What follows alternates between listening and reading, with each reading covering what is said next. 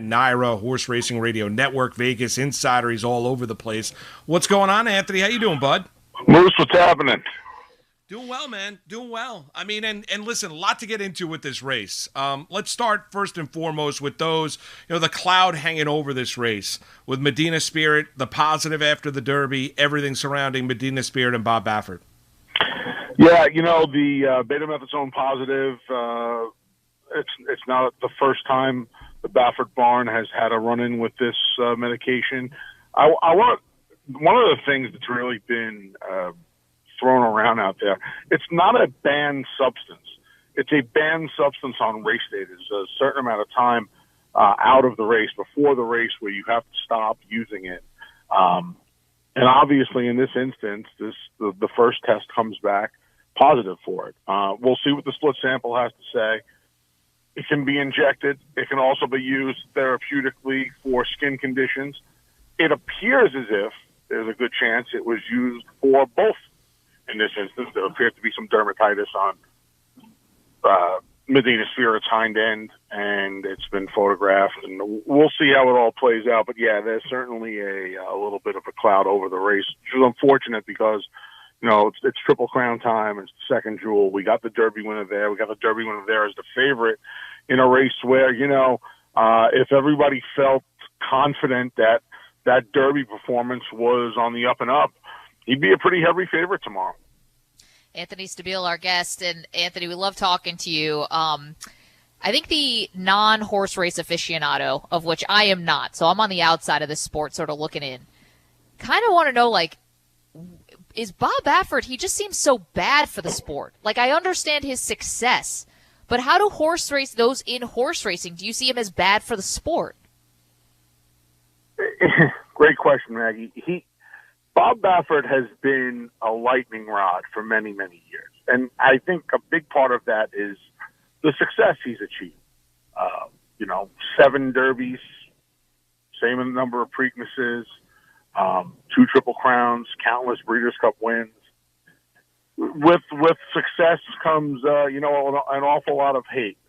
To say he's bad for the sport, there's a lot of ways to look at that. I remember when Real Quiet and Silver Charm got beat back in 97 and 98, Silver Charm and then Real Quiet. I remember Bob signing autograph after autograph after the race was over. He never turns down an interview. He's a good ambassador as far as welcoming people. There's always people at the barn. Is that bad for the sport? No, I don't think anybody would deny that. But, and depending on who you ask and what number you want to be official, between 30 and 40 positives, that's bad. There's nothing worse than that. I've never been the biggest Baffert supporter. I've never been the biggest Baffert detractor. I'm 3,000 miles away from him and the barn and the stable for, the majority of the year. There are people out there now, and I think this is the saddest part of it. He's causing people to turn their back on the race. It's causing people to turn their back on the sport. And people that have supported him are turning on him like a rabid dog. It's just a bad look for an awful lot of people, and most importantly, for the game. All right, Anthony, with that, and you're not wrong, you got to field a 10 tomorrow in the Preakness. Medinas Spirit, 9 to 5 morning line. The other Baffert concert tour, breaking from the outside, Mike Smith aboard, 5 to 2 on the morning line. How deep does win contention go? How good is this group? What's amazing about Medinas Spirit, and unfortunate, I think it's part of the reason Bob keeps saying, I feel bad for the horse. Bob Baffert horses usually run a few times as a 2-year-old, 2 races before the Derby, and then in the Derby, if they even make the gate in the Derby. Right? He has a lot of horses. With all of those wins and all of that success, he has the most horses that usually fall off the trail. He has the most horses that usually don't even make it to the Derby. I mean, this year alone, Life is Good was the leader in that division. Bezos was supposed to be the second coming. Neither of them were anywhere near Louisville. Neither of them are at Pimlico. Medinas Spirit has been the anti-Baffert horse. Starts his career on December 11th, runs 6 times through the Kentucky Derby, 141 days. Baffert horses don't do that. He trains them hard. I think that's why he has as much success as he has. I don't think a lot of guys and gals train their horses hard enough. That's not to be said of him. Those horses train hard on a daily basis. This horse looks like he's the goods. Here's the two problems with him. One, and most importantly, I did not love the way he looked in the moments after the Kentucky Derby, and haven't seen him from since. He looked like that race took its toll on him. He hasn't looked great on the track to me. In the mornings, we have seen him at Pimlico. That's one, and obviously he has to come back in 2 weeks now. And kind of piggybacking that, at some point, when does the campaign? For a barn that doesn't campaign them this way usually, when does that campaign catch up to him? He doesn't pass horses. He's never been passed. He's a very strange horse in that aspect. He can obviously win, but at 9-5 on the morning line, probably around that, maybe a little shorter, maybe a little higher, I can't take him to win. All right, Anthony, let's make our audience a little bit of money here. How you playing the race? How you attacking the race? Who's going to win? Mandaloon 2 is what I have described risk-taking as throughout the week. Like Mandaloon, he had 2 good races at the same track. Aqueduct broke his maiden, won the Withers, both going 9 furlongs, 2 sensational efforts. He came back and he ran as puzzling a race as can be in the Wood Memorial, going the same distance at the same track. I'm not going to say over the same track because that racing surface, contrary to what a lot of people feel, that racing surface at Aqueduct on Wood Memorial as different as could possibly be from anything else we saw here this winter at the Big. I'm passing the Big as we speak. It couldn't be more different. Much slower. A track that held moisture being fast. It was just a very strange racing surface. I've talked to a lot of riders that were on the card that day.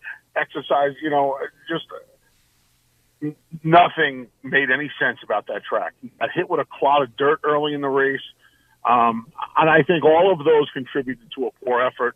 He came forwardly to the point where Chad Brown had him entered in our Peter Pan at Belmont last Saturday, decided to scratch this, and this is before any of the allegations surfaced against the Derby winner, decided to scratch and said, you know what, let's take a shot. Chad and Clarv at Stable, who own both Brown runners, Risk Taking and Crowded Trade, who are both running tomorrow, won this back in 2017 with Cloud Computing. Crowded Trade, who can win this race as well, very similar to Cloud Computing. Okay. Short campaign, third in the Wood Memorial, coming into the race, probably a little bit more athletic than his stablemate. I just don't know how far Crowded Trade wants to go. All right, so you're playing risk-taking up top. Risk-taking, Crowded Trade. I'll use Medinas Spirit in my pick 4s and pick 5s. I'm going to use Ron Bauer. I had 2 Kentucky Derby future wagers, Risk-taking and Ron Bauer. Well, Ron Bauer could have run in the Derby. He had enough points, especially when all was said and done. He had plenty of points. They decided not to run him. Excuse me. They decided not to run him. I get it and I don't. He could use a little pace help in front of him. He gets the leading rider in California, Flavian Pratt. I mean, we talk about Irad Ortiz Jr.'s dominance on the East Coast. Pratt may be even more. I don't think he's just anywhere near as good as Irad, but he's probably even more dominant against a lesser colony out in Southern California. But he picks him up. He's 12-1 on the morning line for Mike McCarthy, who knows how to win big races.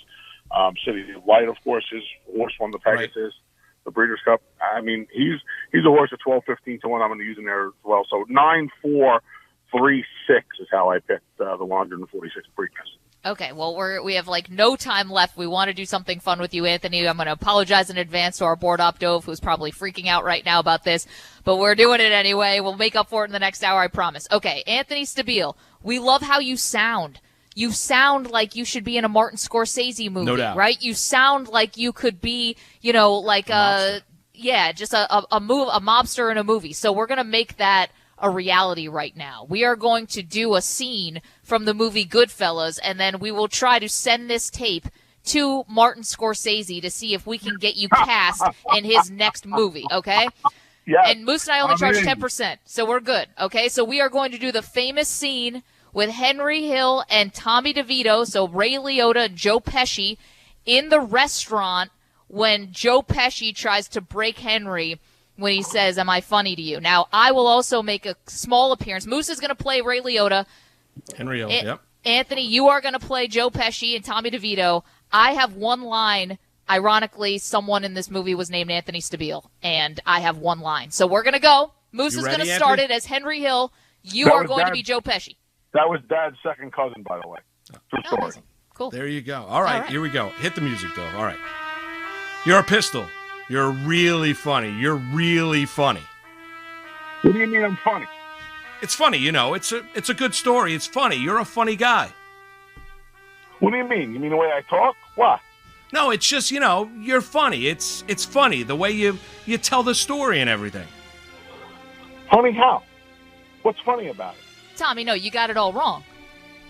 Oh, Anthony. He's a big boy. He knows what he said. What did you say? Funny how? Just, What? you know, you're funny.